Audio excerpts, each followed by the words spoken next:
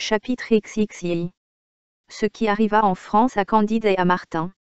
Candide ne s'arrêta dans Bordeaux qu'autant de temps qu'il en fallait pour vendre quelques cailloux du Dorado, et pour s'accommoder d'une bonne chaise à 2 places, car il ne pouvait plus se passer de son philosophe Martin. Il fut seulement très fâché de se séparer de son mouton, qu'il laissa à l'Académie des sciences de Bordeaux, laquelle proposa pour le sujet du prix de cette année de trouver pourquoi la laine de ce mouton était rouge, et le prix fut adjugé à un savant du Nord, qui démontra par A plus B moins C divisé par Z, que le mouton devait être rouge, et mourir de la clavelée.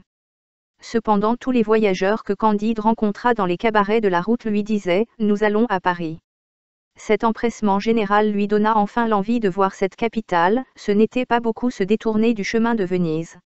Il entra par le faubourg Saint-Marceau, et crut être dans le plus vilain village de la Westphalie. À peine Candide fut-il dans son auberge, qu'il fut attaqué d'une maladie légère, causée par ses fatigues.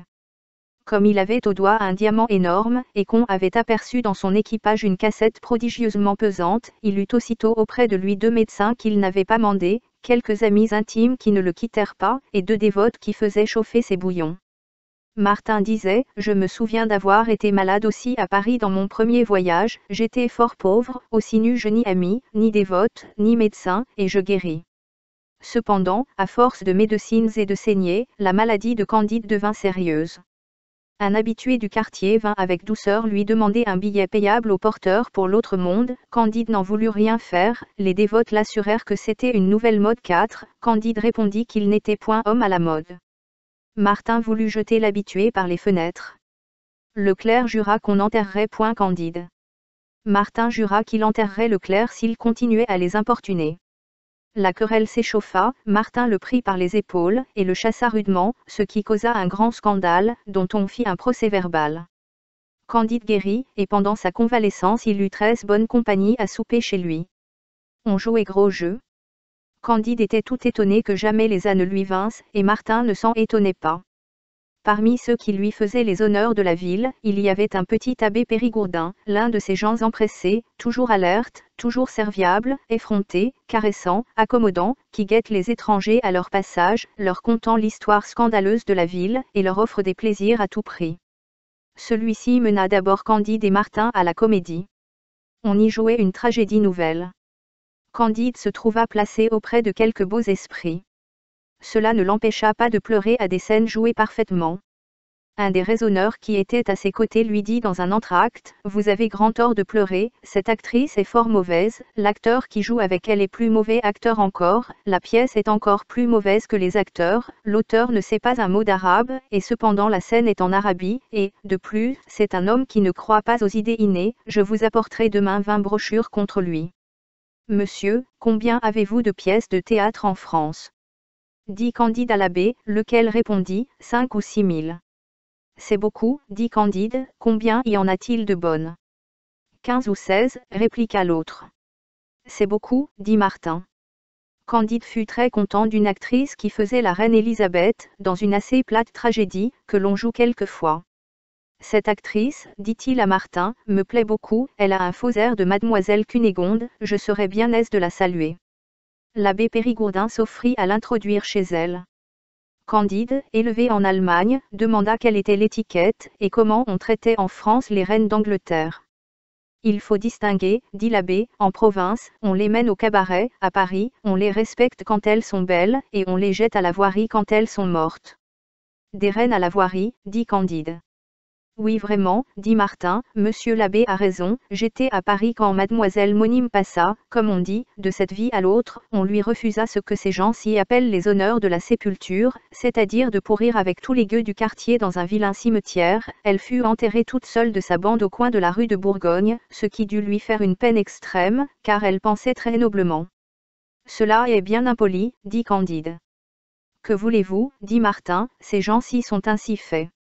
Imaginez toutes les contradictions, toutes les incompatibilités possibles, vous les verrez dans le gouvernement, dans les tribunaux, dans les églises, dans les spectacles de cette drôle de nation. Est-il vrai qu'on rit toujours à Paris, dit Candide. Oui, dit l'abbé, mais c'est en enrageant, car on s'y plaint de tout avec de grands éclats de rire, même on y fait en riant les actions les plus détestables. quel est, dit Candide, ce gros cochon qui me disait tant de mal de la pièce où j'ai tant pleuré, et des acteurs qui m'ont fait tant de plaisir? C'est un mal vivant, répondit l'abbé, qui gagne sa vie à dire du mal de toutes les pièces et de tous les livres. Il est quiconque réussit, comme les eunuques haïssent les jouissants. C'est un de ces serpents de la littérature qui se nourrissent de fange et de venin. C'est un folliculaire. Qu'appelez-vous folliculaire, dit Candide. C'est, dit l'abbé, un faiseur de feuilles, un fréron. C'est ainsi que Candide, Martin et le Périgourdin raisonnaient sur l'escalier, en voyant défiler le monde au sortir de la pièce. Quoique je sois très empressé de revoir mademoiselle Cunégonde, dit Candide, je voudrais pourtant souper avec mademoiselle Clairon, car elle m'a paru admirable. L'abbé n'était pas homme à approcher de mademoiselle Clairon, qui ne voyait que bonne compagnie. Elle est engagée pour ce soir, dit-il, mais j'aurai l'honneur de vous mener chez une dame de qualité, et là vous connaîtrez Paris comme si vous y aviez été 4 ans. Candide, qui était naturellement curieux, se laissa mener chez la dame, au fond du faubourg Saint-Honoré. On y était occupé d'un pharaon. 12 tristes pontes tenaient chacun en main un petit livre de cartes, registre cornu de leurs infortunes. Un profond silence régnait, la pâleur était sur le front des pontes, l'inquiétude sur celui du banquier, et la dame du logis, assise auprès de ce banquier impitoyable, remarquait avec des yeux de lynx tous les parolis, tous les 7 élevats de campagne, dont chaque joueur cornait ses cartes. Elle les faisait décorner avec une attention sévère, mais polie, et ne se fâchait point, de peur de perdre ses pratiques. La dame se faisait appeler la marquise de Parolignac. Sa fille, âgée de 15 ans, était au nombre des pontes, et avertissait d'un clin d'œil des friponneries de ces pauvres gens qui tâchaient de réparer les cruautés du sort. L'abbé Périgourdin, Candide et Martin entrèrent, personne ne se leva, ni les salua, ni les regarda, tous étaient profondément occupés de leurs cartes.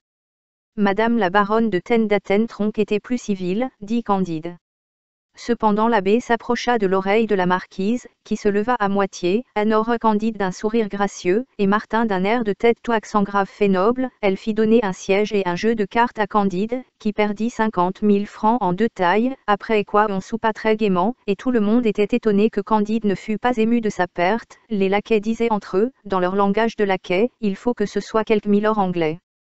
Le souper fut comme la plupart des soupers de Paris, d'abord du silence, ensuite un bruit de paroles qu'on ne distingue point, puis des plaisanteries dont la plupart sont insipides, de fausses nouvelles, de mauvais raisonnements, un peu de politique, et beaucoup de médisance. On parla même de livres nouveaux. Avez-vous vu, dit l'abbé Périgourdin, le roman du sieur Gauchat, docteur en théologie? Oui, répondit un des convives, mais je n'ai pu l'achever. Nous avons une foule d'écrits impertinents, mais tous ensemble n'approchent pas de l'impertinence de Gauchat, docteur en théologie 10. Je suis si rassasié de cette immensité de détestables livres qui nous inondent que je me suis mis à panter au pharaon. Et les mélanges de l'archidiacre Trublet, qu'en dites-vous, dit l'abbé. Ah, dit madame de Parolignac, l'ennuyeux mortel. Comme il vous dit curieusement ce que tout le monde sait. Comme il discute pesamment ce qui ne vaut pas la peine d'être remarqué légèrement. Comme il s'approprie, sans esprit, l'esprit des autres. Comme il gâte ce qu'il pille. Comme il me dégoûte. Mais il ne me dégoûtera plus, c'est assez d'avoir lu quelques pages de l'archidiacre. Il y avait à table un homme savant et de goût qui appuya ce que disait la marquise. On parla ensuite de tragédie. La dame demanda pourquoi il y avait des tragédies qu'on jouait quelquefois, et qu'on ne pouvait lire. L'homme de goût expliqua très bien comment une pièce pouvait avoir quelque intérêt, et n'avoir presque aucun mérite. Il prouva en peu de mots que ce n'était pas assez d'amener une ou deux de ces situations qu'on trouve dans tous les romans, et qui séduisent toujours les spectateurs, mais qu'il faut être neuf sans être bizarre, souvent sublime et toujours naturel, connaître le cœur humain et le faire parler, être grand poète, sans que jamais aucun personnage de la pièce paraisse poète. Savoir parfaitement sa langue, la parler avec pureté, avec une harmonie continue, sans que jamais la rime coûte rien au sens. Quiconque, ajouta-t-il, n'observe pas toutes ces règles peut faire une ou deux tragédies applaudies au théâtre, mais il ne sera jamais compté au rang des bons écrivains. Il y a très peu de bonnes tragédies, les unes sont des idylles en dialogue bien écrits et bien rimés, les autres, des raisonnements politiques qui endemontent, ou des amplifications qui rebutent, les autres, des rêves d'énergumènes, en style barbare, des propos interrompus, de longues apostrophes aux dieux, parce qu'on ne sait point parler aux hommes, des maximes fausses, des lieux communs empoulés. Candide écouta ce propos avec attention, et conçut une grande idée du discoureur, et, comme la marquise avait eu soin de le placer à côté d'elle, il s'approcha de son oreille, et prit la liberté de lui demander qui était cet homme qui parlait si bien. C'est un savant, dit la dame, qui ne ponte point, et que l'abbé m'amène quelquefois à souper. Il se connaît parfaitement en tragédies et en livres, et il a fait une tragédie sifflée, et un livre dont on n'a jamais vu hors de la boutique de son libraire qu'un exemplaire qu'il m'a dédié. Le grand homme, dit Candide, c'est un autre Pangloss. Alors se tournant vers lui, il lui dit, Monsieur, vous pensez, sans doute, que tout est au mieux dans le monde physique et dans le moral, et que rien ne pouvait être autrement.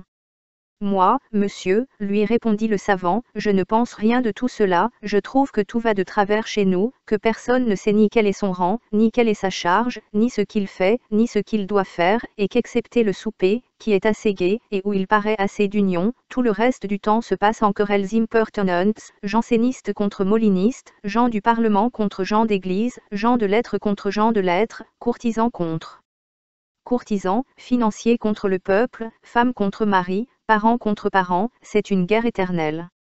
Candide lui répliqua, j'ai vu Pie, mais un sage, qui depuis a eu le malheur d'être pendu, m'apprit que tout cela est à merveille, ce sont des ombres à un beau tableau.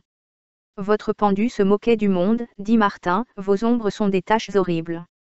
Ce sont les hommes qui font les tâches, dit Candide, et ils ne peuvent pas s'en dispenser. Ce n'est donc pas leur faute, dit Martin. La plupart des pontes, qui n'entendaient rien à ce langage, buvaient, et Martin raisonna avec le savant, et Candide raconta une partie de ses aventures à la dame du logis. Après souper, la marquise mena Candide dans son cabinet, et le fit asseoir sur un canapé. Eh bien, lui dit-elle, vous aimez donc toujours éperdument mademoiselle Cunégonde de Tenne-d'Attentronque. Oui, madame, répondit Candide. La marquise lui répliqua avec un sourire tendre, vous me répondez comme un jeune homme de Westphalie, un Français m'aurait dit, il est vrai que j'ai aimé mademoiselle Cunégonde, mais, en vous voyant, madame, je crains de ne la plus aimer. Hélas! Madame, dit Candide, je répondrai comme vous voudrez. Votre passion pour elle, dit la marquise, a commencé en ramassant son mouchoir, je veux que vous ramassiez ma jarretière. De tout mon cœur, dit Candide, et il la ramassa. Mais je veux que vous me la remettiez, dit la dame, et Candide la lui remit. Voyez-vous, dit la dame, vous êtes étranger, je fais quelquefois languir mes amants de Paris 15 jours, mais je me rends à vous dès la première nuit, parce qu'il faut faire les honneurs de son pays à un jeune homme de Westphalie. La belle, ayant aperçu 2 énormes diamants aux 2 mains de son jeune étranger, les loua de si bonne foi que des doigts de Candide ils passèrent aux doigts de la marquise.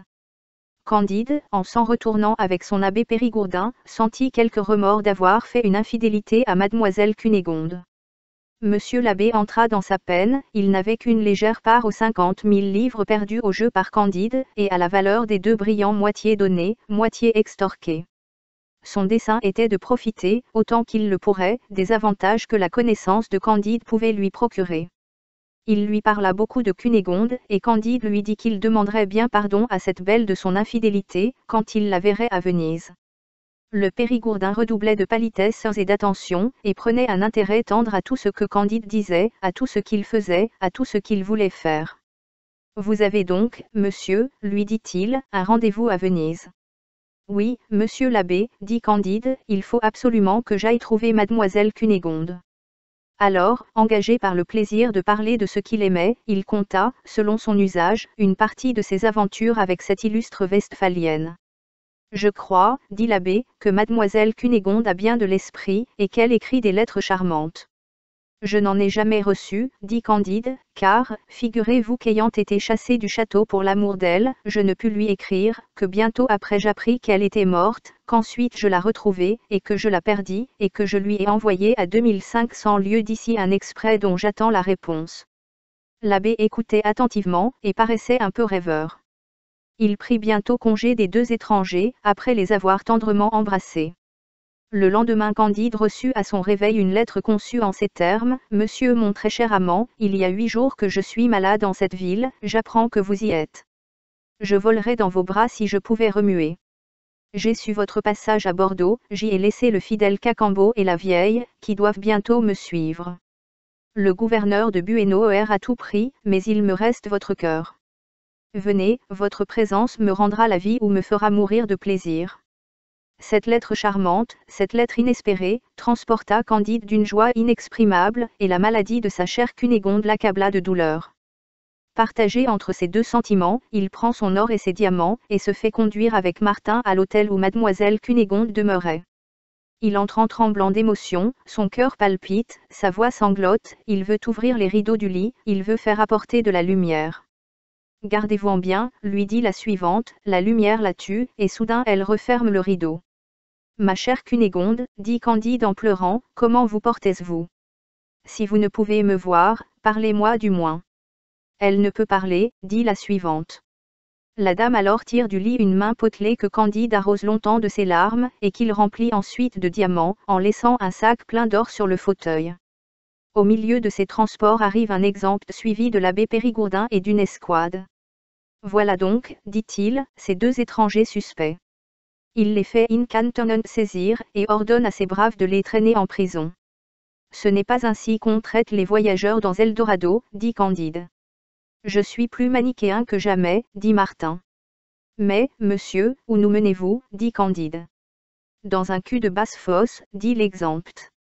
Martin, ayant repris son sang-froid, jugea que la dame qui se prétendait Cunégonde était une friponne, monsieur l'abbé Périgourdin un fripon qui avait abusé au plus vite de l'innocence de Candide, et l'exempt un autre fripon dont on pouvait aisément se débarrasser. Plutôt que de s'exposer aux procédures de la justice, Candide, éclairé par son conseil, et d'ailleurs toujours impatient de revoir la véritable Cunégonde, propose à l'exempt 3 petits diamants d'environ 3000 pistoles chacun. Ah! Monsieur, lui dit l'homme au bâton d'ivoire, eussiez-vous commis tous les crimes imaginables, vous êtes le plus honnête homme du monde. 3 diamants?